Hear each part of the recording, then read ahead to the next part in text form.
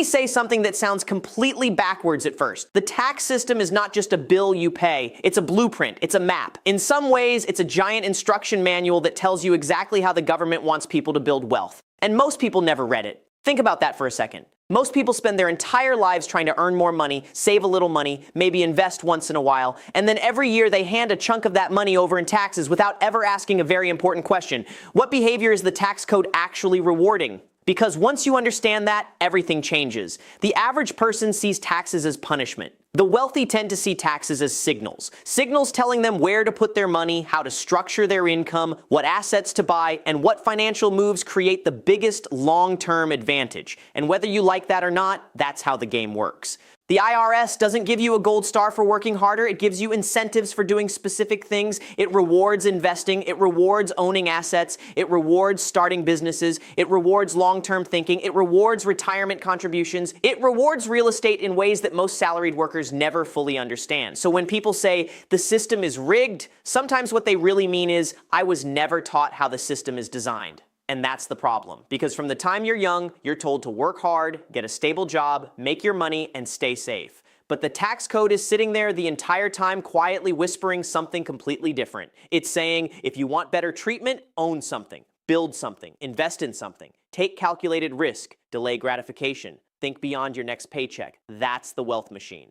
Take retirement accounts. For most people, these are boring. They sound like something your HR department mentions once and then you forget about it. But what are they really? They're government-approved wealth-building containers. In some cases, you lower your taxable income now. In other cases, you get tax-free growth later. Either way, you're being handed a tool that can compound for decades with tax advantages built in. That's not random. That's intentional. Then look at capital gains. Why is long-term investment income often treated differently than ordinary income? Because the system favors people who allocate capital over people who simply trade time for money. Again, you may not like that, but if you ignore it, you're the one paying the price. Look at business ownership.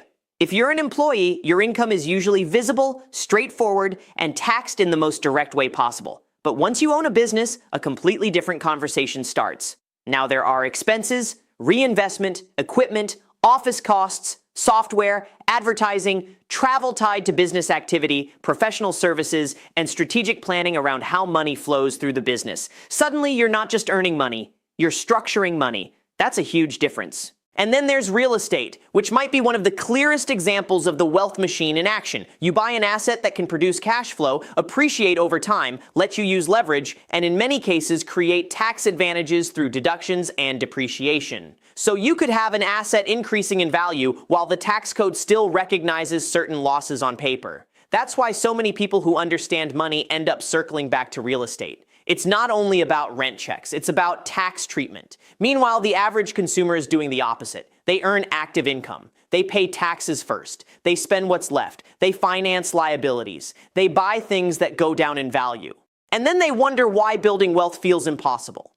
Of course it feels impossible. You're climbing uphill in a system that gives the downhill slope to asset owners. Now, to be clear, this is not some magic loophole fantasy where nobody pays taxes and everybody becomes rich overnight. That's not what I'm saying. You still need income. You still need discipline. You still need patience. You still need to avoid dumb mistakes. But if all you do is work for money and never transition into owning assets, you're ignoring the exact structures that were created to help wealth grow faster. And here's the craziest part. A lot of these tools are available to normal people.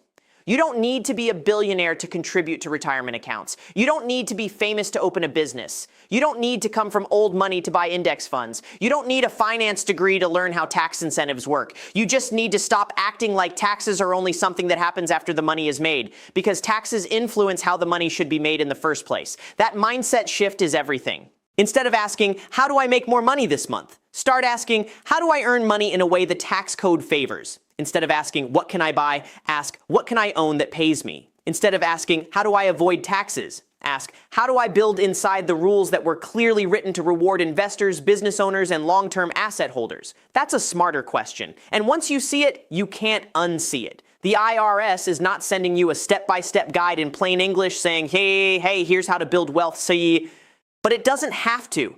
The guide is already there. It's hidden in incentives, it's hidden in deductions, it's hidden in account structures, it's hidden in how different types of income are treated. The machine exists, the doors are open. The only question is whether you're going to keep standing outside complaining about the system, or finally learn how to use the parts of it that were built to reward the exact behaviors that create wealth. If you want to build real financial freedom, stop looking only at how much money you make. Start looking at what the rules reward, because the people winning financially are not always the people working the hardest. A lot of the time, they're just the ones who learned how to play the game that was sitting in front of them the whole time. And if you haven't done that yet, don't worry. That doesn't mean you're late. It just means today might be the first day you stop being only a taxpayer and start becoming an owner. There are two ways to look at taxes. The first way is how most people look at them. Annoying, confusing, expensive, unfair, and something you deal with once a year when you're already stressed out. The second way is how financially smart people look at them, as a guidebook. Not a fun guidebook, not an easy guidebook, but a guidebook that quietly tells you what kinds of financial behavior get rewarded the most. And once you realize that, your whole approach to money starts to change. Because the biggest mistake people make is assuming wealth comes only from earning more. They think the path is simple. Get a raise, work overtime, maybe switch jobs, maybe start a side hustle, and eventually things will click. But earning more is only one part of the equation. The bigger question is this: what happens to the money after you earn it? And even more important than that, what type of money are you earning in the first place? That's where the wealth gap starts to open up. A person making decent money at a job can still feel broke for years. Why? Because earned income is usually the most exposed. It gets taxed quickly, it hits your checking account, bills eat it alive, lifestyle inflation shows up, and before long you're working harder just to stay in place. But someone who builds assets starts playing a different game. Now they're thinking about investments. Now they're thinking about business income. Now they're thinking about long-term holdings. Now they're thinking about tax-advantaged accounts. Now they're thinking about deductions, depreciation, and reinvestment. That's not an accident. That's the system nudging behavior. The tax code is basically one giant message that says, if you create economic activity in the ways we want, we'll give you better treatment than the person who simply earns and spends. Again, I'm not saying that's morally perfect. I'm saying that's what happens. So let's break down the machine. First, retirement accounts. These are one of the most obvious examples of the government practically begging people to invest for the future. You put money into the right type of account and suddenly there are tax benefits attached to behavior you should already want anyway, saving, investing, and leaving the money alone long enough for compounding to do its thing. That's huge. Second, long-term investing. If you buy quality assets and hold them, you may be treated differently than someone making ordinary income. That's the system putting a thumb on the scale for patience and capital allocation. It's a reminder that wealth tends to grow faster when money is placed into productive assets instead of constantly being consumed. Third, businesses. This is where the conversation gets really interesting. A business owner can often spend money in ways that directly support income generation, and that creates a totally different tax landscape than a regular employee has access to. Software, equipment, education, marketing, certain travel tied to business activity, home office considerations depending on setup, contractors, professional services. Suddenly money is being directed with strategy attached to it. An employee earns, pays, and then spends. A business owner often plans, spends with purpose, and structures around growth. That difference compounds over time. And then we get to real estate, which almost feels like a cheat code once you understand why it's so popular among people who care about wealth.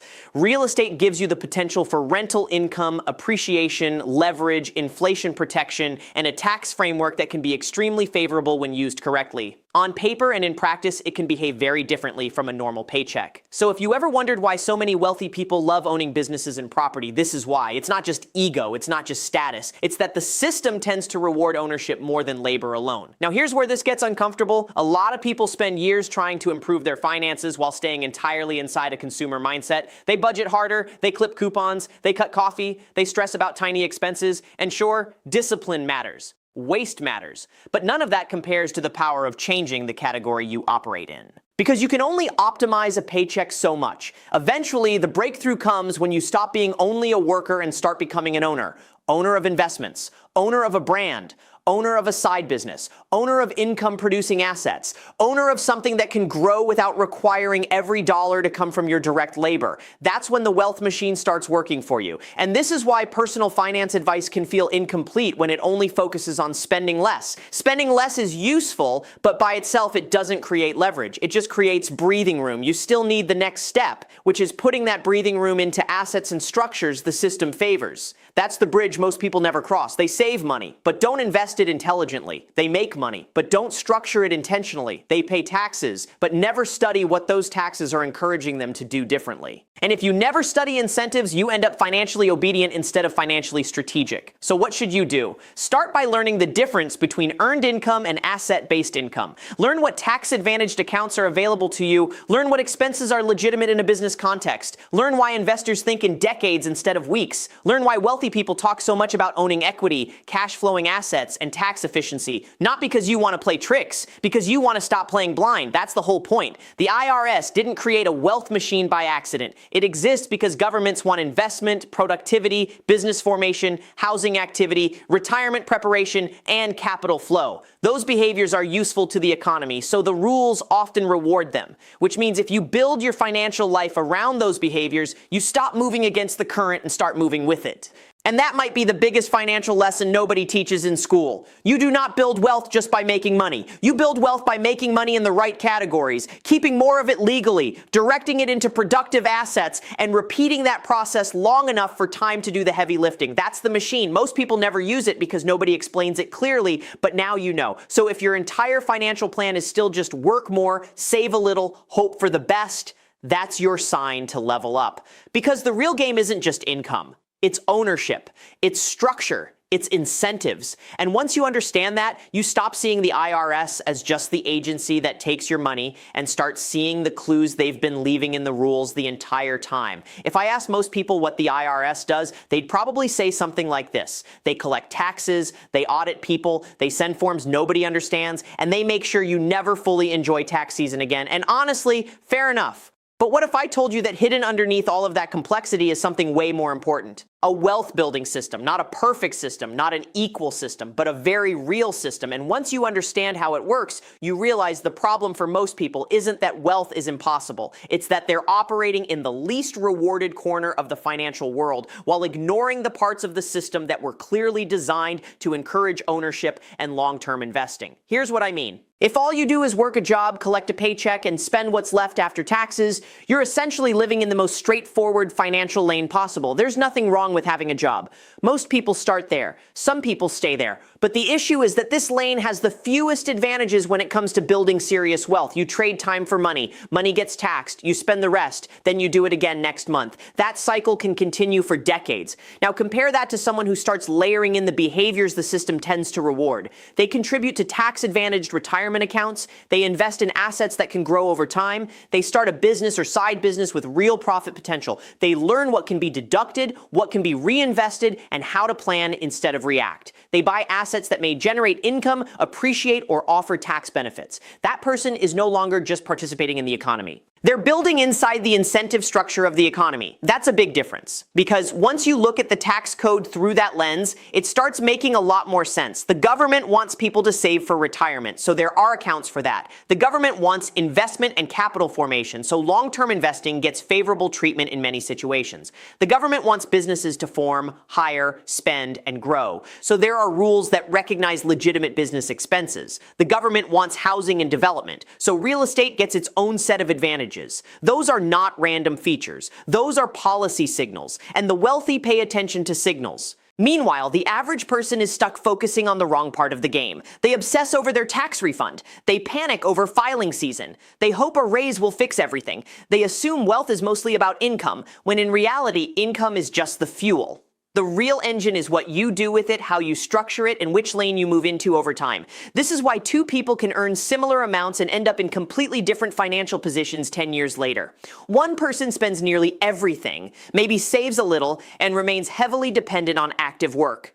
The other person gradually shifts into assets. Maybe they start investing monthly. Maybe they build a small online business, maybe they buy a property, maybe they open the right accounts and consistently fund them, maybe they learn enough about taxes to stop making random financial decisions. At first, the difference looks small. 5 years later, it looks meaningful. 10 years later, it looks unfair. But often it wasn't luck. It was alignment. One person kept operating in the most taxed, most fragile, most labor-dependent mode possible. The other started building in the direction the system rewards. That's why I call it a wealth machine, because it's not one trick. It's a series of connected advantages. You make income. You reduce friction legally where possible. You direct capital into assets. Those assets grow or produce cash flow. That creates more capital. That capital buys more assets. And over time, your money starts working harder than you do. That's the shift. And no, this doesn't mean everyone should run out and start an LLC by tomorrow or buy a rental property with zero research. Bad decisions are still bad decisions. The point is not to chase tax benefits blindly. The point is to understand the map so you can make smarter moves over time,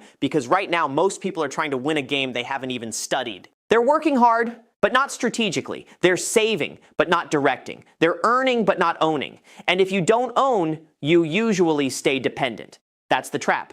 Ownership changes everything because ownership introduces leverage. A job pays you when you work. An asset can pay you while you sleep. A good investment can grow without asking you to clock in. A business can scale beyond your personal hours. A property can produce income and potentially build equity at the same time. And once that starts happening, your entire financial life becomes less about survival and more about design. You stop asking, how do I get through this month? You start asking, how do I position myself better for the next 10 years? That's a richer question, and it leads to better decisions. So if you feel like wealth has always seemed reserved for people with special connections, insider knowledge, or some secret advantage, here's the truth. A lot of what looks like a secret is really just people understanding incentives before everyone else does. They learned the rules, they acted on the rules, and they repeated the process. You can do that too. Maybe not overnight, maybe not perfectly, but absolutely intentionally. So start small if you need to. Learn your accounts, learn the basics of investing, learn how business income differs from employment income, learn why asset ownership matters, learn enough about taxes to make informed decisions instead of emotional ones. Because once you do that, the IRS stops being just a symbol of what you lose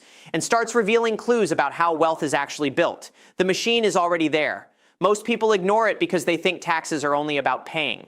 But for the people who understand money, taxes are also about direction. They tell you what the system rewards. And if you listen closely enough, they may be telling you exactly how to build wealth in plain sight.